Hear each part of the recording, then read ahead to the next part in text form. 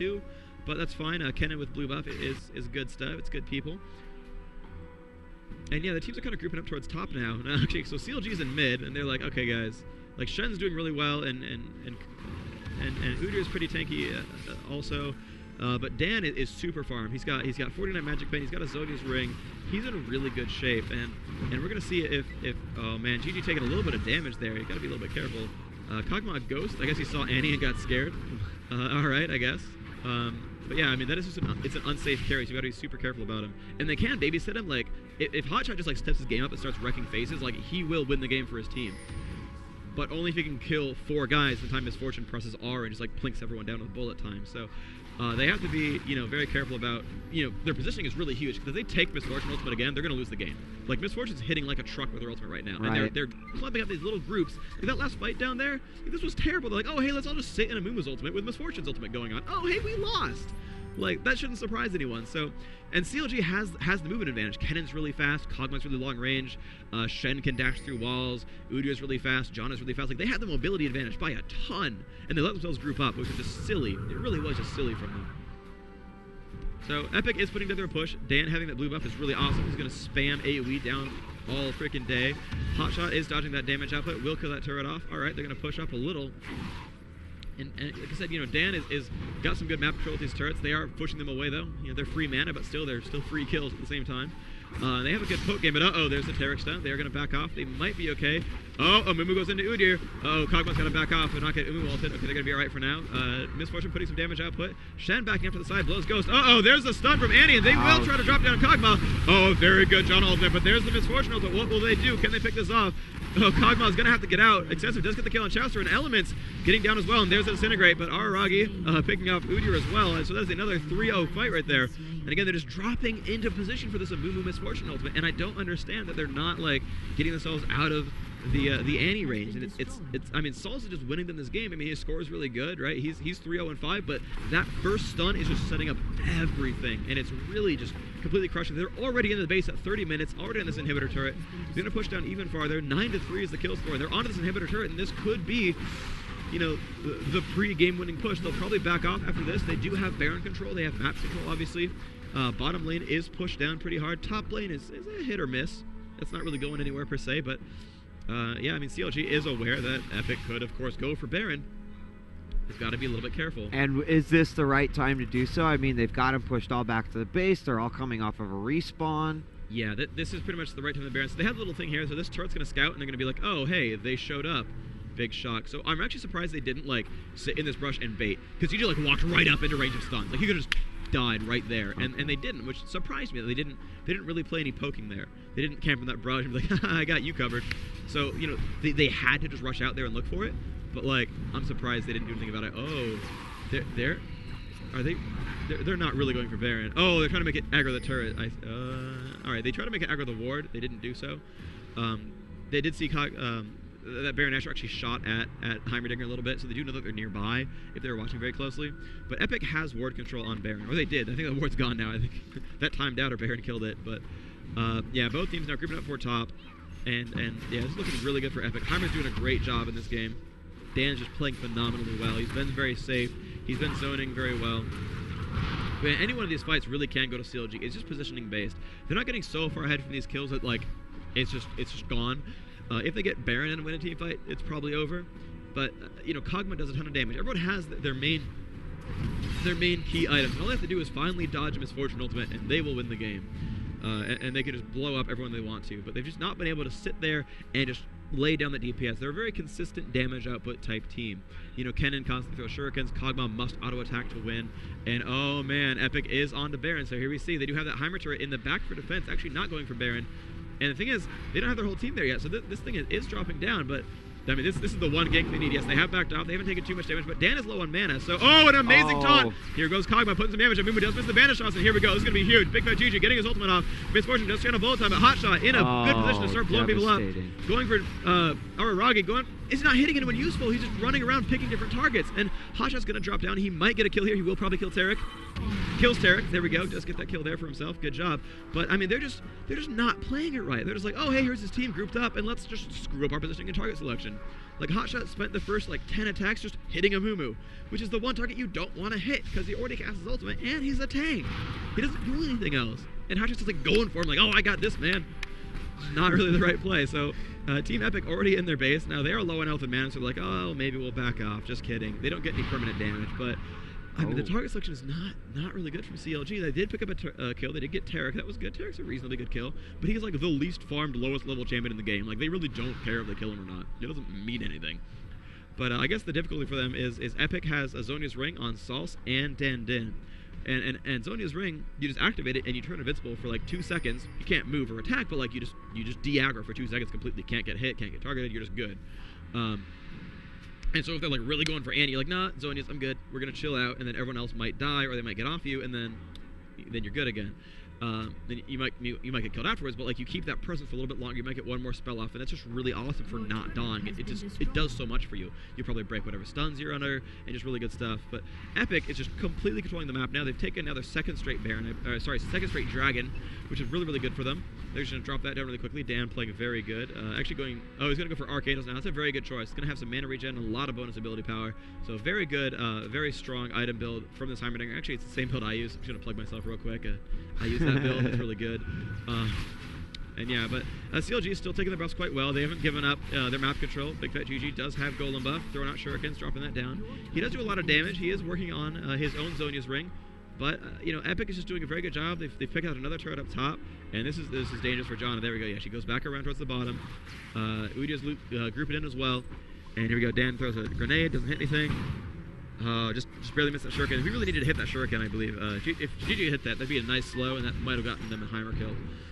But we see the positioning is so good. We see Epik off on the right-hand side. Oh, very good job at Hotshot. Does reveal them with his ultimate. Very good play. Very tactical use of that spell. And that's the kind of stuff that's going to keep you in the game if you're a little bit worried about losing. You do want to be careful about that kind of stuff. About those ganks to the side and just poking things and revealing them. That's really big. So the direct Baron control is actually in the hands of Epik. There's no ward right here for CLG, but both teams know that it's really going to be push time. Just some more farming going on by GG. I just don't think Kennan's implemented it.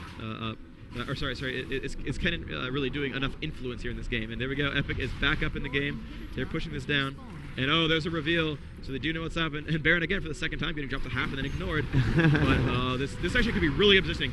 Epik Gaming is split up right now. This is the fight that CLG must win. And they're not going for it right now. They have Heimer up alone. There's Big Fat GG. And a very good job. They will kill Dan Din. They needed that right there. That is very good. They needed that. They needed that. And that's 500 bonus gold. Uh-oh, and Sauce is now available. And Sauce has Burn Flash, but she is still available. That is a slow from... Oh, no. Oh, yeah, there's the Lizard Ball slow. Hotshot taking so much damage. But yes, they will drop her down as well. This is Zonia ult. And yes, they do drop her down. Very good job there. That is 2 kills unanswered. They needed that. And there's another killing spree. That was Dan and Sauce were the 2 who were getting all the kills. That is huge for them. So that is a 1,500 gold swing for the kill itself plus the assist credit. And this is enough to potentially Baron. If they wanted to, they could Baron. They have a Kog'Maw with a Madrith Blood Razor and a green elixir. Oh my god, they are going for it. And they know is the thing, like Shen sees them, they know, but Shen can take them for all day, and that's fine. And they don't have a good way of stealing it. They don't really have a good way of stealing that. So as long as Hotshot does his job, they really could just completely... Uh-oh, they're going. They're 2000, they've got to pick this off. Oh, Zonia's trying to zone them out. Yes, they do get Baron. Hotshot's getting low, but he's going to be okay for now. He needs some kind of Janna shield. Aragi's in the middle, but does not have his ultimate, I don't think.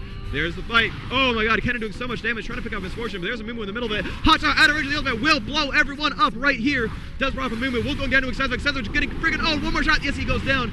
And oh man, amazing play there. Graphic now just completely screwed. Going to get will he flash? Yes, there's the flash. But still, they could chase him. There's the bear stance stun. There's Kog'Maw's W. Chunk. Will they kill him? They can't quite do it. The Ignite getting him low, but he will get out, which is just so huge. The positioning, you saw that they had that fight where Misfortune's off to the side, Amumu's kind of stuck over here, and then it's like, so here's 2 guys up here, chilling off. Here's 2 guys down here chilling.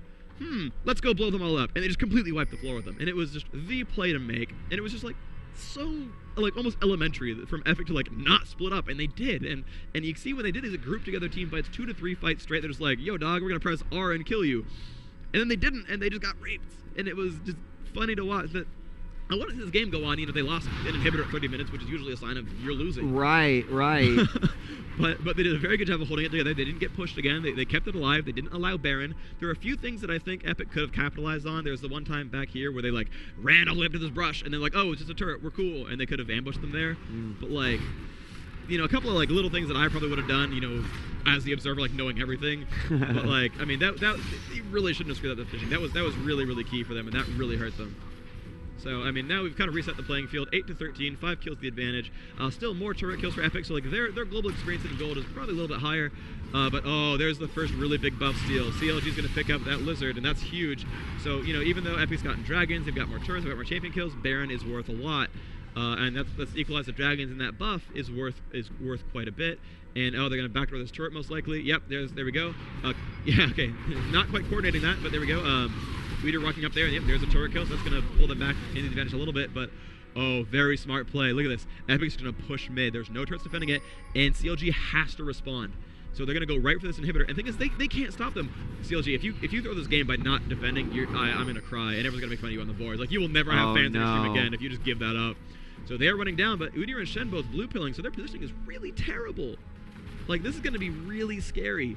This is really, really, really scary. This could go really terribly or really awesome. So Big Fat GG in the middle, pops ultimate, but it's like 1v4. I don't know what he's doing. There's Shen. Oh, there's the Zonias, and Dan getting freaking owned. And yes, he does go down. Oh, an excessive loss of ultimate. He got stunned by Kennen. There's the... Oh, very nice job. John blowing everyone away after removal pop the ult. Except for getting owned by Udyr, but he's going to be okay for now. Oragi getting chopped down. Chaucer, good job there. Going down for Annie, and Annie's going to try to run away. She is getting slowed a little bit, and oh, this misfortune is going to get dropped. Does not kill Kennen, cannot land a crit. Hotshot GG getting dropped by Sauce a little bit, but it's going to be okay. Sauce pops that Zonias and is going to get freaking owned right now. Oh, cannot quite kill Hotshot. There's a kill right there. Tarek, the only surviving member. They didn't even lose anyone. They didn't... That was so ballsy by Kennen. Like, I was sure he was going to get raped for that, but popped his Zonia's ring. Shen showed up with Stand United, which kept them alive, and that was just like, all right, you guys are going to get wiped. We're going to make this happen. And it worked so beautifully.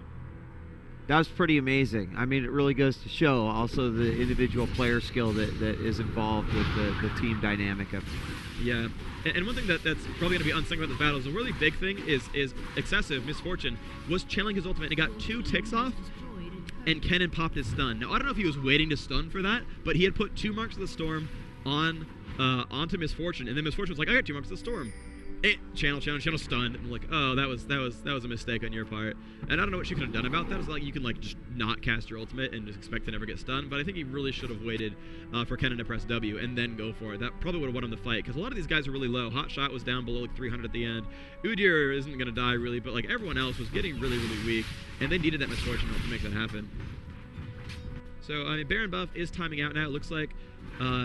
It's actually just completely gone. Yeah, so Baron buff is gone. So Baron's spawning in about 3 minutes. Dan has picked up a new blue buff for himself. That's good play. And let's see, yes, okay, and another. They just keep controlling Dragon. That is the one thing holding them in this game. Like you'll see these team fights going badly, and it's up to 13-12. And Baron was awesome, but the buff is gone. So the buff is gone, and the turret kills are about equal. And Epic's up one champion kill.